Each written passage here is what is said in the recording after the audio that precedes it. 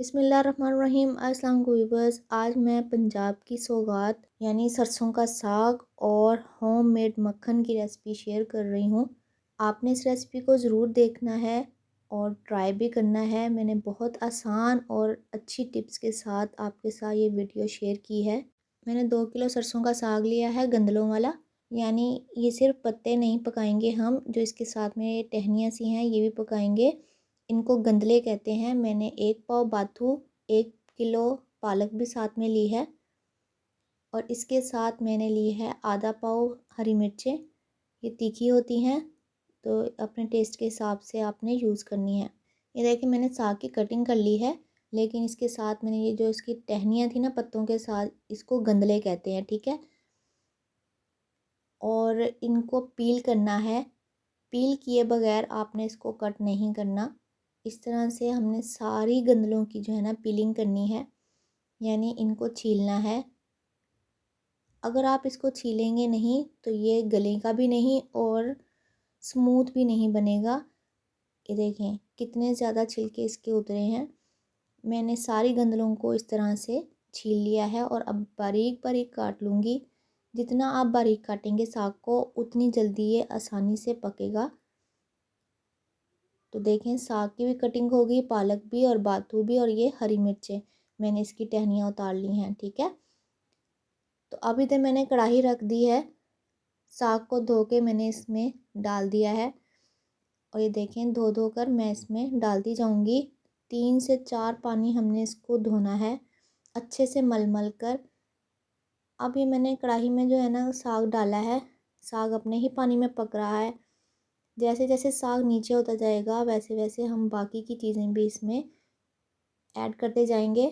ये देखें इस तरह से पालक भी ऐड कर दी है और बाथू भी ऐड कर दिया है मैंने इसमें। अब इसमें नमक ऐड कर दूंगी मैं। 3 टीस्पून मैंने इसमें नमक ऐड किया है। ये छोटी छोटी टिप्स होती हैं जिसकी वजह से साग जो है ना अगर बिगनर्स बनाएं तो उनका सही बनता नहीं है। और हम लोग भी जो है ना वो देख लेते हैं कि नहीं नहीं ये कौन छीलेगा, अब इसको कौन बनाएगा, तो ऐसे ही बना देते हैं। कोई बात नहीं, हम ग्राइंड कर लेंगे अगर नहीं भी गलेगा तो। अगर हम इसको छीलेंगे नहीं ना तो ये ग्राइंड भी सही से नहीं होगा। और ये जो गंदलों के छिलके हैं ये ग्राइंडर में ऐसे फंस जाते हैं, ठीक है, जैसे कोई धागे हों या बाल हों। तो आपने साग बनाते हुए ये चीज़ें ज़रूर नोटिस में रखनी है। कुटी हुई हरी मिर्चें शामिल कर देंगे। मैंने 3 टेबलस्पून शामिल की हैं, मिर्च बहुत तीखी थी इसलिए। ये देखें अब मैंने इसको तकरीबन जो है ना 1 घंटा हल्की आंच पे पकाया है और ये देखें साग तकरीबन गल चुका है सारा। अब इसको अच्छे से मैश कर लेंगे। मेरे पास ये मदानी थी तो मैंने इसके साथ ही मैश कर लिया है इसको अच्छे से। मैंने इस तरह से साग बनाते हुए अपनी सास को देखा है, अम्मी को देखा है।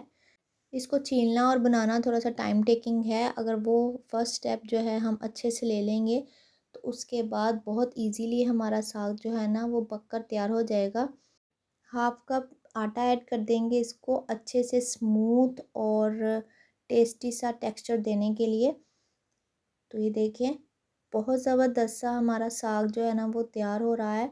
आपने इस रेसिपी को ज़रूर ट्राई करना है। इसको अच्छे से जो है ना हम मिक्स कर लेंगे। अब मैंने मक्खन बनाने की तैयारी शुरू कर दी है। इसके साथ ही मैंने कुछ दिनों से दूध की क्रीम को जमा किया और इसमें नीम गर्म दूध ऐड किया है मैंने और इसको दही का जामिन लगा लिया, यानी दही बना लिया। और इसमें से अब थोड़ी सी क्रीम हमने इस तरह से ग्राइंडर में डाली है। ये मैंने टैप वाटर यूज़ किया है, यानी नॉर्मल वाटर। और इसमें अब मैंने थोड़ा सा ठंडा पानी ऐड किया है। अब इसको ग्राइंड करूँगी। अगर तो ये इकट्ठा होने लग जाएगा मक्खन तो फिर हमें ज़रूरत नहीं होगी, वरना हम इसमें थोड़ा सा गर्म पानी ऐड करेंगे। अब ये देखें इकट्ठा नहीं हुआ तो मैंने इसमें थोड़ा सा गर्म पानी ऐड किया है, क्योंकि किचन का इस टाइम पे टेम्परेचर बहुत ठंडा है। हालांकि चूल्हा भी चल रहा है लेकिन सर्दियां हैं ना इसलिए।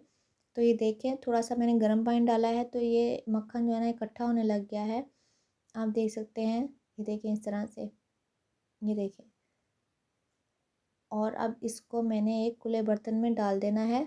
देखें कितना अच्छा सा हमारा मक्खन जो है ना वो बनकर तैयार हो गया है। इसको इस तरह से खुले बर्तन में डाल दिया। अब दोबारा से मैंने इसी तरह से ग्राइंड कर लिया है। क्रीम का टेम्परेचर ये लस्सी का यानी मक्खन का टेम्परेचर जो है ना ज़्यादा ठंडा ना हो, वरना तब भी नहीं सिमटेगा, और गर्म भी ना हो तब भी नहीं हमारा मक्खन जो है ना वो तैयार होता। तो नॉर्मल टेम्परेचर इसका होना चाहिए, ठीक है। तो ये देखें मक्खन हमारा तैयार हो चुका है, बिल्कुल भी हाथों के साथ चिपक नहीं रहा। और इसको अब अच्छे से हमने छोड़ लेंगे। और ये ज़बरदस्त सा जो है ना हमारा मेन्यू तैयार हो चुका है, साग, लस्सी और मक्खन। तो ये देखें ज़बरदस्त मक्खन हमारा तैयार हो गया है। यही वाला टिफ़िन था जिसमें हमने क्रीम डाली हुई थी, और देखें वो ही हाफ़ हो गया है। क्रीम की लस्सी निकल आई है, मक्खन निकल आया है, और इधर हमारा साग भी बिल्कुल रेडी हो चुका है। देखें कितना स्मूथ टेक्सचर है इसका। तो अब इसका हम तड़का बना लेंगे। लहसुन लिया है, प्याज, इसको बारीक काट लेंगे। और इधर मैंने घी को गर्म कर लिया है। कटे हुए प्याज और लहसुन को मैंने इसमें डाल दिया है। लहसुन को मैंने क्रश किया है अच्छे से, और इसको फ्राई कर लेंगे, लहसुन और प्याज को। अगर आपको मेरी वीडियो पसंद आ रही है तो वीडियो को लाइक और शेयर ज़रूर कीजिएगा, चैनल को सब्सक्राइब भी ज़रूर कर दीजिएगा। अब देखें साग में हमने इस तरह से तड़का लगा दिया है। इसके ऊपर बटर रख देंगे, इसको ज़बरदस्त सी चपाती बनाएं और मक्खन लगाएं उसके ऊपर, और सर्व करें या बॉयल्ड राइस के साथ या गर्मा गर्म पराठे के साथ, क्रिस्पी से पराठे के साथ साग को सर्व करें। बहुत शानदार, बहुत ही मज़ेदार सा ये ट्रेडिशनल फूड हमारा तैयार हो चुका है। वीडियो कैसी लगी कमेंट सेक्शन में ज़रूर बताइएगा। मिलते हैं नेक्स्ट वीडियो में, तब तक के लिए अल्लाह हाफिज़।